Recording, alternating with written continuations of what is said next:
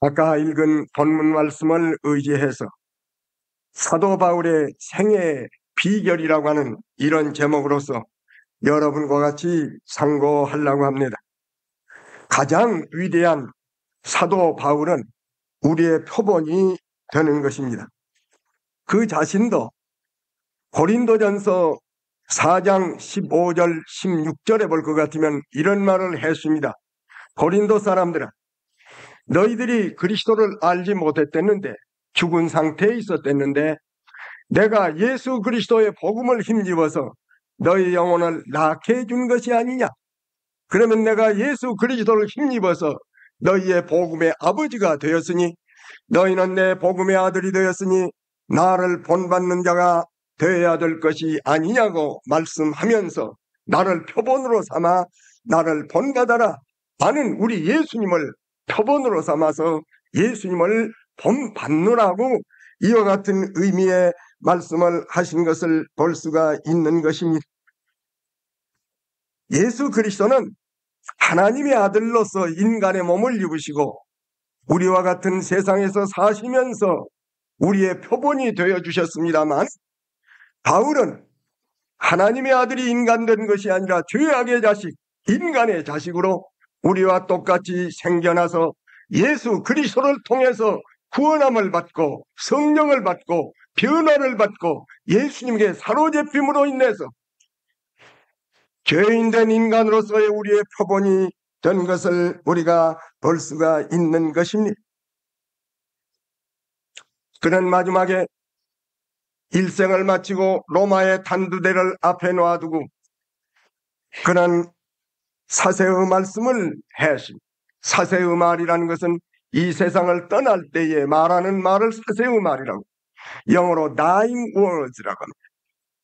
이 말을 하는데 디모데 후서 4장 7절에 보면 내가 선한 싸움을 다 싸웠다. 내가 달려갈 길을 다 마쳤다. 나는 믿음을 지켰다고 세 마디의 말씀을 한 것 보면 얼마나 그 생애가 후회 없는 완벽한 생애였다는 것을 우리가 알 수 있는 것이, 아마 바울을 빼놓고는 아무라도 이렇게 담대히 말할 사람이 흔치 아니할 줄을 아는 것입니다.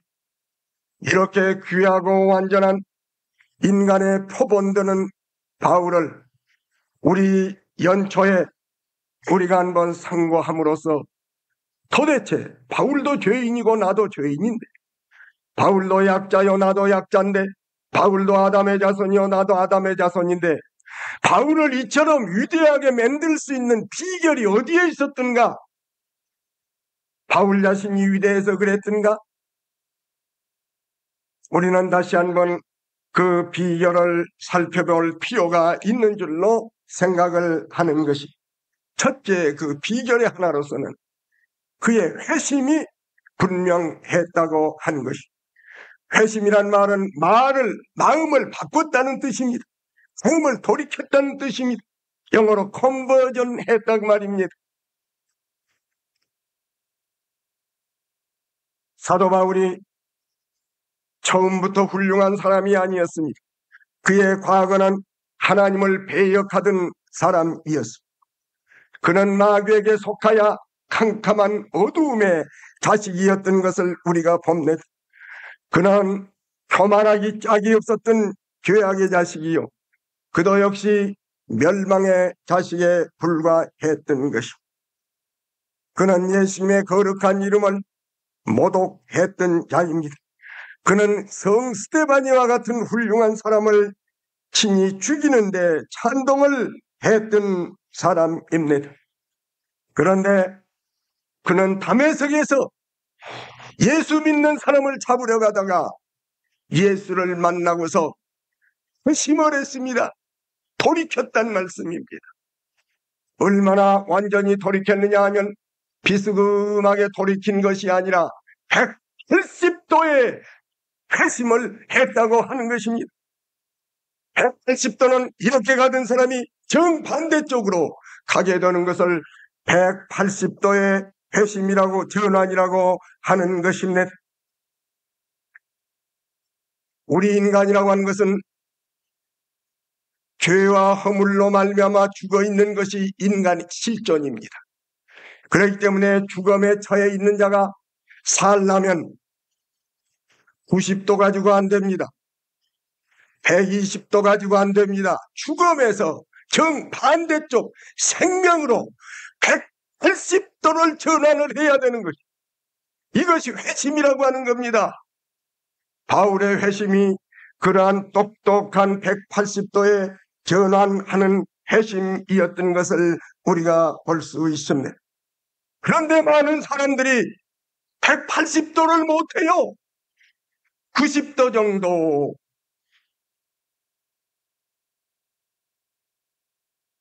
그래서 우리가 하나님을 알지 못하고 죄악의 생활을 하던 사람들이 죄악을 칼날로 자르듯이 잘라버리고서 180도를 전환을 해야 될 텐데, 많은 사람들이 그렇게 전환한 사람이 거의 드물어요. 사람이 어떻게 그렇게 한꺼번에 전환이 되나요? 조금씩 하지요. 조금씩이 안 되는 것입니다. 여러분, 인간이 죽음에서 생명으로 옮기는데 이런 전환을 하지 않으면 어떻게 됩니까? 반은 죽었다가 반은 산다. 이게 가능합니까? 아리스토텔레스는 죽었는데 머리만 산다. 이거 가능합니까? 죽음에서 생명으로 옮겨지려면 완전히 전환을 하는 것입니다. 기독교의 종교는 완전히 전환하는 종교입니다. 우리가 어설프게 전환한 것 같이 보이면서 전환하지 않고 살다가 저도 남도 속이다가 마지막에 주님 앞에 서지 못할까 두렵습니다. 마태복음 7장 21절에 보면 어떠한 사람 하나가 있었습니다. 이 사람은 예수의 이름을 곧잘 부른 사람, 주님 불렀어요. 그리고 이 사람은 병자를 많이 고쳤어요. 귀신도 많이 쫓아냈어요. 능력 있는 일도 많이 했어요. 자기 생각에 이만 했으면 내가 예수 이름 불렀겠다, 병자 고쳤고 귀신 쫓아냈겠다, 능한 일 했겠다, 이만했으면 됐다고 생각을 해. 주님 앞에 찾아 나와서 주여 주여 나를 모르시나이까? 주여 주여 하는 것 보니까 평소에 많이 불렀던 말이야. 주여 주여 나를 모르시나이까? 네가 누구냐? 주님, 내가 주님의 이름으로 선지자 노릇한 사람인데 신학교 졸업하고 선지자요. 내가 또 선지자. 그리고 내가 주님의 이름을 가지고 귀신을 수없이 쫓아냈어요. 우리 교회에서는 유명합니다. 귀신 쫓아내는. 그리고 내가 주의 이름으로 내가 능한 일을 했습니다. 능한 일이 뭐요? 능력 있는 일을 했다고 말이요. 근데 주님 저를 잘 아실 텐데 우리 산호세 교회에서는 모르는 사람이 없는데 네가 누구냐?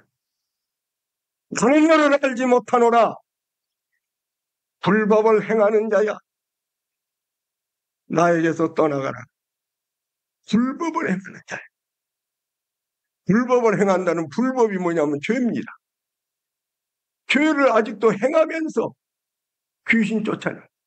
죄를 아직도 행하면서 목사 노릇하고, 죄를 아직 행하면서 능한 일을 했다고 말이야. 죄를 아직도 행한다고 하는 것은, 죄는 죽음인데, 죄의 삭은 사망이기 때문에 죄를 짓는 건 죽음인데, 죽음과 아직도 관련을 맺어 있다고 말이야. 180도가 아니라 90도쯤 돌았으면, 죄가 여기 있으면, 죽음이 여기가 있으면은 신락같이 이렇게 매달리는 고무줄처럼 이렇게 매달려서 잡아당겼다 닥쳤다, 밀쳤다 닥쳤다, 이런 정도로 하면서 예수 부르짖는 사람. 이러기에 문제는 이것 때문에 문제입니다. 어젯밤에 내 조카가 세배를 하러 왔어요. 왜냐면 해필 토요일날 세배를. 탄식하면서 말하기를, 숙부님, 교회를 시작했는데 제 1차로 어떤 목사한테 사기를 당하고 제 2차로 프린스턴 대학을 나오고 어느 유명한 교회에 부목을 했고 이름이 쟁쟁하고 관록이 쟁쟁하기 때문에 모셨더니 중공을 갔다 온다고 그래서 돈 다 가지고 갚으리. 그래서 결국은 우리 교회 아주 해체해버리자고 그래서 해체를 하려고 하다가 그래도 그럴 수가 없어서 있었습니다. 누구를 믿으면 됩니까? 그래. 참 세상에는 별것 다 있는데 사도 바울은 그렇지 않았다. 전환을 90도로 한 것이 아니라 180도로 해. 이런 회심이 분명했던 사실을 우리들이 알 수가 있는 것이. 사도 바울은 바울이 되기 전에 사울 시대에 예수를 믿는 사람들을 잡아 끌고 오기 위해서 다메섹 길을 가다가 예수 믿는 사람을 잡으러 가다가 오히려 자기가 예수님에게 꼬꾸라졌던 것을 우리 볼 수 있습니다. 그래서 그는 장님이 되었습니다. 그래 다메섹시에 집가라고 하는 그 거리에 어떤 집에 들어가서 장님이 된 자 눈을 보지 못한 자 눈을 감고 하나님 앞에 자기 전체를 부인했습니다. 하나님, 내가 이때까지 죄인이었습니다. 내가 이때까지 양심적으로 살았다는 것도 하나님의 빛에 비춰보니까 아무것도 아닙니다. 내가 의를 행했다는 것도 아무것도 아닙니다. 전체를 부인해버리고서 하나님, 오직 하나님 앞에 회개하고 예수 그리스도를 내 구주로 영접합니다 하는, 그리스도를 영접하는 이런 단계에 이르렀던 것입니다. 사흘 동안을 깜깜한 가운데에서 자기를 반성하고 있었던 것을 우리들이 보는 것입니다. 그 다음에 사도 바울은 자기가 완전히 회심을 하고 신기한 것이 보여집니다. 자기가 회개하고 예수님을 구주로 받아들이면 신기한 것이 보여집니다. 내 잘못, 내 속에 있는 거, 내가 교만했던 거, 세상의 모든 사람들이 좋아하는 거, 어떤 거, 이런 것이 전부 다 보여지는데 사도 바울이 회심을 하고 나니까 이런 것이 보여지는데요. 첫째는 위대한 걸 발견했습니다. 예수 속에 들어있는 위대한 것을 발견했어요. 예수 속에 이런 것이 있구나. 첫째는 뭐냐면 예수의 이름으로, 예수의 공로로 의롭다함을 받는 법을 배워요. 알았어. 인간이 아무리 좋은 일을 하고 아무리 애를 쓰고 아무리 수양을 해도 하나님 앞에 내놓으면 낡아진 옷과 같아서 하나님 앞에서는 인증을 못하고, 그런데 자기의 공로, 수고, 수양, 도덕, 선한 자선 뭘 가지고도 아무것도 할 수 없었는데 예수님을 내 구주로 믿으면 우리의 불의가 없어지고 예수님의 공로를 입어서 앞에 어여시 서게 되는, 예수님을 내 구주로 모시기만 하면 그 사람이 의롭게 되어진다고 하는 의를 받는 방법을 거기에서 배워요. 둘째로는 바울이 회심하고 나서 발견한 것이 뭐냐면 부활의 능력이야. 예수 그리스도는 무덤을 깨뜨리시고 부활하셨는데 그 부활의 능력을 회심을 하면 얻을 수가 있어. 여러분, 이 부활의 능력을 얻는 법을 배웠어. 얼마나 귀한 일입니까? 이 부활의 능력을 얻어야 세상을 이겨요. 어떤 장사가 세상을 이기겠어? 세상에서 밀려오는 죄악이 물결처럼 밀려오는데 어떻게 그걸 이기겠어? 이길 수가 없어요. 100번 싸우면 잘하면 9번까지 지고 10분기 일을 이겼으면 그것도 이기는가요?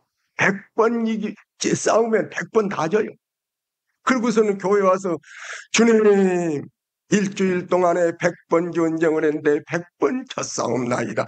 예수 공로로 용서해 주시옵소서. 예수님이 아마 그러실 거예요. 너는 언제야 한번 이겼다는 소식을 한번 들려주겠느냐? 싸우면 이겼다. 밤낮 싸우면 졌다. 또 졌다. 그러지만은 부활의 능력을 받으면 이길 수 있어요. 내 힘으로 이긴 것이 아니라 주님이 부활하신 능력을 힘입어서 이길 수가 있다. 10번 오면 10번 내 힘으로 이기나 주님의 부활의 능력을 줘서 주님의 부활의 능력이 작동을 하면 죄악을 깨뜨리고 또 이기고 이길 수 있는 힘을 얻는 건데 이 부활의 능력을 못 얻어. 그런데 바울은 완전히 회심했을 때 부활의 능력을 얻었다. 그렇게 발견했단 말이요. 이렇게 좋은 것이 예수 속에 있구나. 다 버리자.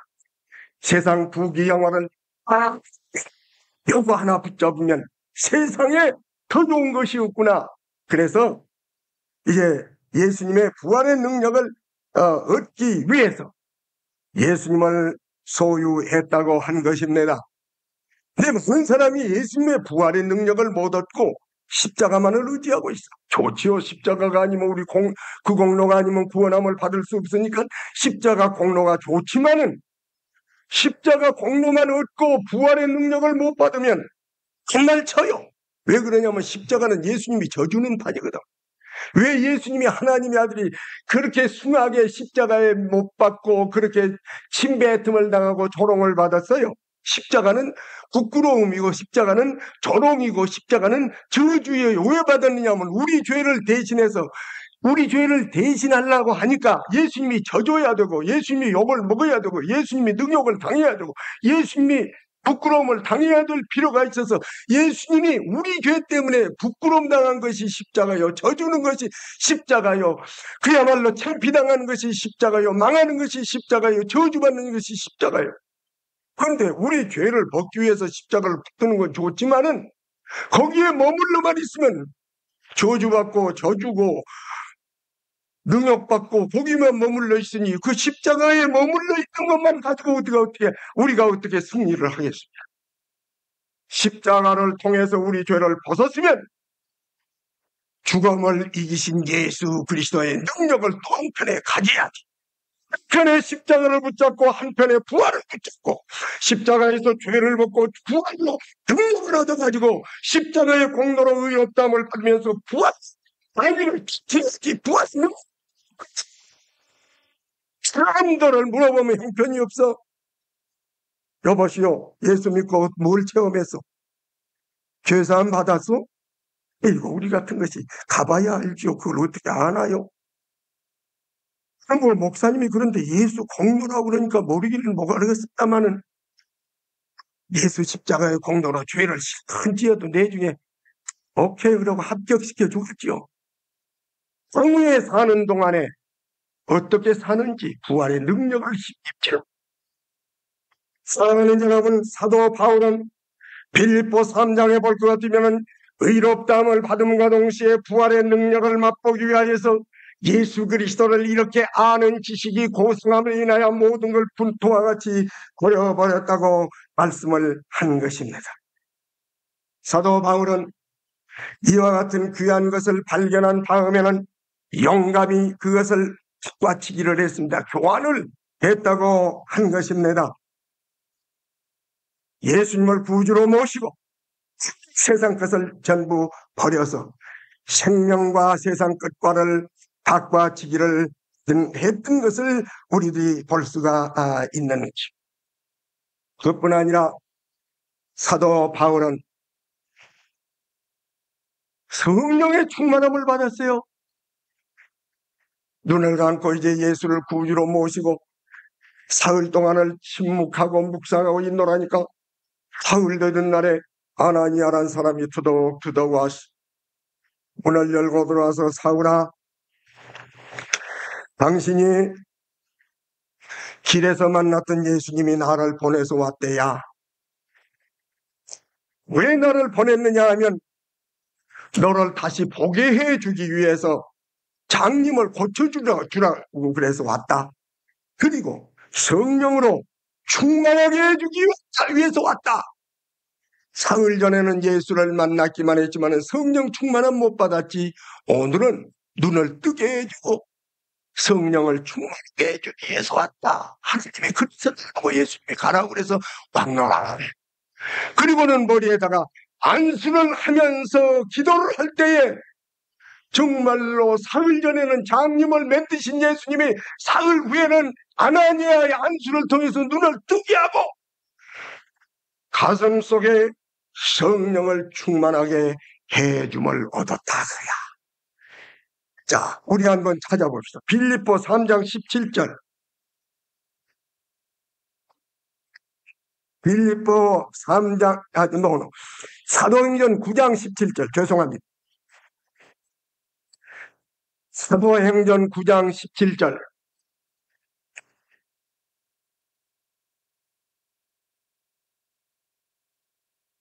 그거 큰 소리로 한번 읽어주세요.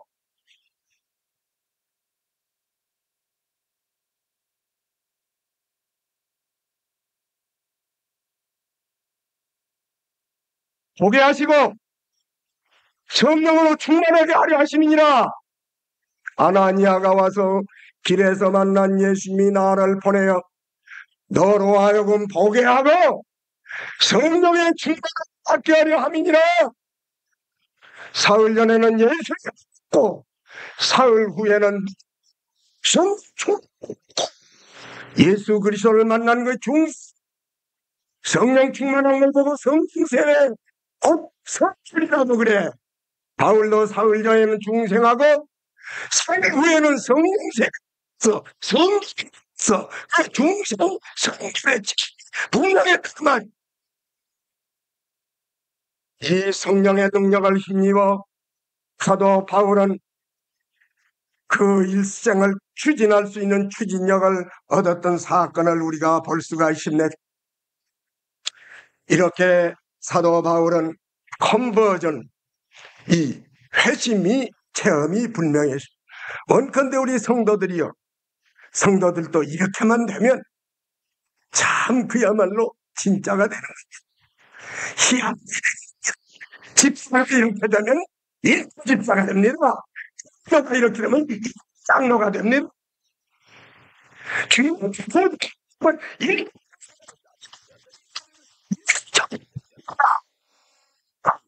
언제 이런 사람이 우리 교회에 생긴다면 내가 춤을 벌렁벌렁 치겠어. 사랑하는 여러분이요, 회심의 체험을 순서적으로 해서 분명하고 확실하고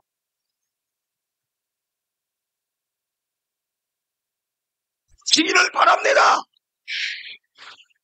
형식적인 신앙 가지고는 이어갈 수가 없을 겁니다. 세상은 얼마나 무서운지 악한지 알 수 없습니다. 날로 이 악한 것이 성해지고 우리의 주인은 점점 불안해져 갑니다. 이제 마지막에 재림의 주님 앞에 설 때는 사도 바울로 만든 이 요린 원인을 바로 내가 가고 내가로 숨음으로 인해서 우리는 승리할 수가 있는 것입니다. 둘째 조건으로는 그의 경주입니다. 사도 바울은 그것으로 끝나지 아니하고 뒤의 것을 잊어버리고 앞에 있는 푯대를 향하여서 계속해서 다른 바퀴를 친 것입니다. 1989년도 다른 바퀴를 쳐야죠. 우리는 머물러서는 안 됩니다. 구세군의 어떤 중장이 부흥회를 해서 50명인가 몇십 명을 많은 신자들이 새로 믿게 됐어. 9일날 목사를 만나서 주임 목사를 만나서 지난번 부흥회 결과가 어떠합니까? 그분들이 다 신앙에 서 있습니까? 하고 물었습니다. 주임 목사가 있다가 한 사람도 서 있는 사람이 없습니다. 부흥 강사가 얼굴이 새카매졌습니다.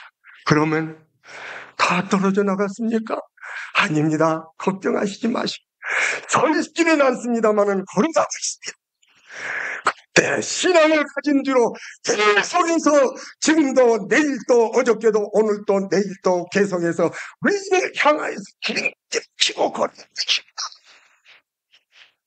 옳습니다. 신앙은 예수 그리스도를 만나고 변화를 받은 뒤로 서 있는 거 아닙니다. 걸어가는 겁니다. 바울은 나는 끊임없이 뒤의 것을 잊어버리고 앞에 있는 표대를 향하여서 걸어간다고 말씀을 해. 그러면서 온전한 사람들인 이 마음을 품을지니 걸어가기 위해서, 달려가기 위해서는 매추리티가 필요하다는 것이, 원숙이 성숙이 필요하다는,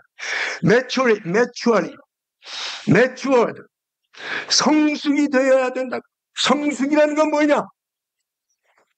우리 속에 있는 원죄가 또 성령이 자기를 주관한 체험을 보고 성숙이라고 그럽니다. 이 성숙의 경험을 가져야만이 우리는 위를 향해서 가게 되는 것입니다. 마지막으로 바울이 이렇게 승리할 수 있는 힘이 어디에 있었느냐? 성령의 능력에 있었던 것이. 빌립보 3장 3절을 보세요. 바울의 일상생활을 거기 전모를 보여주고 있습니다. 빌립보 3장 3절. 누구 좀 소리 큰 사람이 읽어줬으면 좋겠어요. 하나님의 성령으로 봉사하고 그리스도 예수를 자랑하고 육체를 신뢰하지 않는다. 3대 요소입니다. 첫째는 성령으로 봉사하고 그리스도 예수를 자랑하고 육체를 신뢰하지 아니하는, 이것이 바울 선생의 일상생활의 양상입니다. 성령으로 말미암아서 봉사하고 사는, 내 열심, 내 생각, 내 취미, 내 인정, 내 체면, 내 의무를 가지고 봉사하니까 조금 봉사하다가 못 알아준 두고 자빠지고 돌려고 그러지. 성령으로 봉사에 항상 성령에 붙잡혀서 봉사하는 생활이 바울의 일생을 지배했습니다. 여러분 에스겔 47장에 볼 것 같으면 에스겔이 환상을 봅니다. 하나님의 성전이 있습니다. 하나님이 계시는 보좌가 있습니다. 그 보좌 밑에서부터서 생수의 물이 흘러나오기를 시작. 근원이 돼서. 그래가지고는 천척을 내니까 발목에 또 천척을 내니까 무릎에도, 그 또 천척을 내니까 허리에다, 그 또 천척을 내니까 물이 얼마나 풍성한지 kum실 강이 되어서 흐르는데 자기가 물속에 푹 찢었어. 그래서 허우적한데 물결이 슉 간 대로 몸이 둥둥둥둥 떠가지고 물결이 끌고 가는 대로 몸이 떠가. 그 물결이 뭐냐 하면 그 생수가 성령을 가르치는 거예요. 우리가 우리를 십자가에 못 박고 예수를 내 안에 모시고 성령을 모시게 되면, 성령 세례를 받게 되면, 성령의 충만함을 받게 되면 내가 성령을 지배하는 것이 아니라 성령이 끌고 가는 대로, 성령이 굼실굼실 흘러가는 대로 이렇게 성령을 따라 동으로 갔다가 서로 갔다가 성령이 끄는 대로 성령으로 봉사하는 생활을 보낼 수 있었던 것이, 바울이 마치 이 생수의 강에 몸이 떠가지고는 강수가 이끄는 대로 자기 몸이 흘러가는 것처럼 성령이 끄는 대로 예루살렘으로, 가이사라로, 로마로, 옥중으로, 더 소아시아로 돌아다니면서 성령으로 봉사하는 생활을 함으로 인해서 바울은 아름다운 생애를 그려놓았는데, 바울의 생애가 아니라 성령의 생애요, 바울이 끌고 간 생애가 아니라 성령에 이끌리는 생활을 보내니까 바울이 아름다운 생애를 보냈다고 하는 것입니다. 사랑하는 여러분, 우리도 이 바울의 생애의 비결을 배워가지고 우리도 이대로 살면 바울같이 아름다운 생애가 우리 앞에 전쟁할 줄 믿습니다. 기도하십시오. 걸어가신 우리 아버지 하나님, 하나님이 기뻐하시고 온 인류가 존경하라며 우리 성도들이 흠모하는 인간으로서는 최고 표본이 되어 있는 사도 바울의 생애를 우리가 흠모하면서 우리들은 어떻게 했으면 그 비결을 배울 수 있을까 생각했습니다. 사람이 누구가 약하지 않는 자 있으면 누가 죄인 아닌 자가 있겠습니까? 그러나 바울은 죄인의 자식이요 저도 나와 같은 폐역의 자식이었지만은 그가 어떻게 해서 그는 아름답게 살고 우리는 이렇게도 미약하게 사느냐 하는 걸 생각해 볼 때에 바울에게는 이러한 비결이 있었던 것을 기억합니다. 오 사랑하시는 아버지 하나님, 우리도 바울과 같은 이런 체험을 통하여 1989년에는 좀 더 나은 아름다운 생애를 보낼 수 있도록 주여 우리의 위에 끈을 내리시고 성경을 폭주하여 주시옵소서. 우리 교회를 새롭게 해 주시옵소서. 재림의 주님 앞에 서는 신부들을 단장하는 교회로 삼아 주시옵소서. 예수님 이름으로 기도하옵나이다. 아멘.